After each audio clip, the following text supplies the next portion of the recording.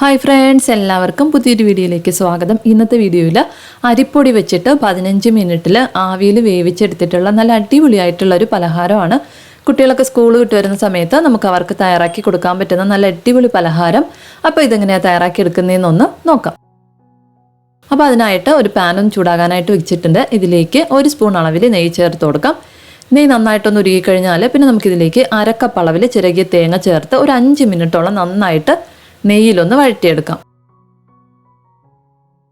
തേങ്ങ നന്നായിട്ടൊന്ന് വഴറ്റിയെടുത്തു കഴിഞ്ഞാൽ പിന്നെ നമ്മൾ ഇതിലേക്ക് ചേർത്ത് കൊടുക്കേണ്ടത് പഴമാണ്. ഞാൻ ഒരു റോബസ്റ്റ പഴം ചെറുതായിട്ടൊന്ന് കട്ട് ചെയ്തെടുത്തിട്ടുണ്ട്. അത് നമുക്കിതിലേക്ക് ചേർത്ത് 2-3 മിനിറ്റ് നന്നായിട്ടൊന്ന് വഴറ്റിയെടുക്കാം. നമ്മുടെ കയ്യിൽ ഏത്തപ്പഴം ഉണ്ടെന്നുണ്ടെങ്കിൽ അത് ചേർത്ത് കൊടുക്കുന്നതായിരിക്കും നല്ലത്.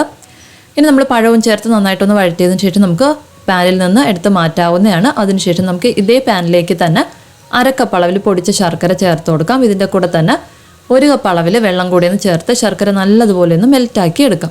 ഇനി നമ്മുടെ കയ്യിൽ വലിയ ശർക്കരയാണ് ഉള്ളതെങ്കിൽ അരക്കപ്പ് അളവിലൊന്ന് ചെത്തിയെടുത്തതിന് ശേഷം 1 കപ്പ് അളവിൽ വെള്ളവും ചേർത്ത് നന്നായിട്ടൊന്ന് മെൽറ്റ് ചെയ്ത് അതൊന്ന് അരിച്ച് പാനിലേക്ക് ഒഴിച്ചിട്ട് വേണം നമ്മളിതിലേക്ക് അരിപ്പൊടിയൊക്കെ ചേർത്ത് കൊടുക്കാനായിട്ട്. ഇപ്പം നമ്മുടെ ശർക്കരയൊക്കെ നന്നായിട്ടൊന്ന് മെൽറ്റായി നല്ലതുപോലെ ഒന്ന് തിളച്ച് വന്നിട്ടുണ്ട്. ഈ സമയം ഫ്ലെയിം ഒന്ന് ലോയിലോട്ട് ആക്കിയിട്ട് നമുക്കിതിലേക്ക് അരിപ്പൊടി ചേർത്ത് കൊടുക്കണം. അപ്പോൾ ഞാൻ അരക്കപ്പ് അളവിൽ അരിപ്പൊടിയാണ് എടുത്തിട്ടുള്ളത്. വറുത്ത അരിപ്പൊടിയാണ് എടുത്തിട്ടുള്ളത്. അത് നമുക്കിതിലേക്ക് കുറേശ്ശെയായിട്ട് ചേർത്ത് ഒട്ടും തന്നെ കട്ടകളൊന്നും വരാത്ത രീതിക്ക് നന്നായിട്ടൊന്ന് മിക്സ് ചെയ്തെടുക്കാം. നമ്മൾ എടുക്കുന്ന അരിപ്പൊടിക്ക് വ്യത്യാസം ഉണ്ടാവും. അതുകൊണ്ട് തന്നെ നമുക്കിത് മിക്സ് ചെയ്തെടുക്കുന്ന സമയത്ത് തിക്കായിട്ട് വന്നില്ല എന്നുണ്ടെങ്കിൽ നമ്മൾ ഇതിലേക്ക് 1-2 സ്പൂൺ അളവിൽ റവ കൂടി ഒന്ന് ചേർത്ത് നന്നായിട്ടൊന്ന് മിക്സ് ചെയ്തെടുത്താൽ മതിയാവും. ഇപ്പം ഞാനിവിടെ അരിപ്പൊടി നന്നായിട്ടൊന്ന് മിക്സ് ചെയ്ത് എടുത്തിട്ടുണ്ട്. ഒട്ടും തന്നെ കട്ടകളൊന്നും വരാത്ത രീതിക്ക് വേണം നമ്മളിതൊന്ന് മിക്സ് ചെയ്ത് എടുക്കാനായിട്ട്. ഇനി നമുക്കിതിലേക്ക് നമ്മൾ വഴറ്റി മാറ്റി വെച്ചിട്ടുള്ള പഴവും തേങ്ങയും കൂടി ഒന്ന് ചേർത്ത് നന്നായിട്ടൊന്ന് മിക്സ് ചെയ്തെടുക്കാം. ഇതിൻ്റെ കൂടെ തന്നെ 2 ഏലക്ക ഞാൻ നന്നായിട്ടൊന്ന് ചതച്ചെടുത്തിട്ടുണ്ട്. അതും കൂടെ ഒന്ന് ചേർത്തതിന് ശേഷം നല്ലതുപോലെ ഒന്ന് മിക്സ് ചെയ്തെടുത്ത് നമുക്കിതൊന്ന് തണുക്കാനായിട്ടൊന്ന് മാറ്റി വയ്ക്കാം. ഇപ്പം നമ്മുടെ മാവ് നല്ലതുപോലെ ഒന്ന് തണുത്ത് വന്നിട്ടുണ്ട്.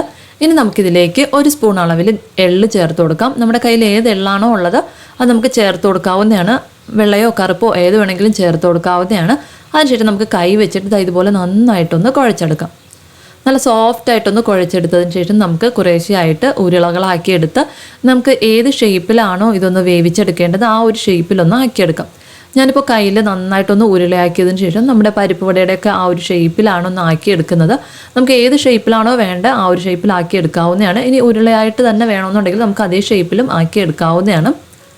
അതിനുശേഷം നമ്മൾ ഷേപ്പാക്കി എടുത്തിട്ടുള്ള എല്ലാ മാവും നമുക്ക് ഒരു സ്റ്റീമറിലൊന്ന് വെച്ച് കൊടുക്കാം. അതിനുശേഷം ഇതൊന്ന് അടച്ച് വെച്ച് 15 മിനിറ്റോളം നമുക്കൊരു മീഡിയം ഫ്ലെയിമിൽ വെച്ചിട്ടൊന്ന് വേവിച്ച് എടുക്കാം.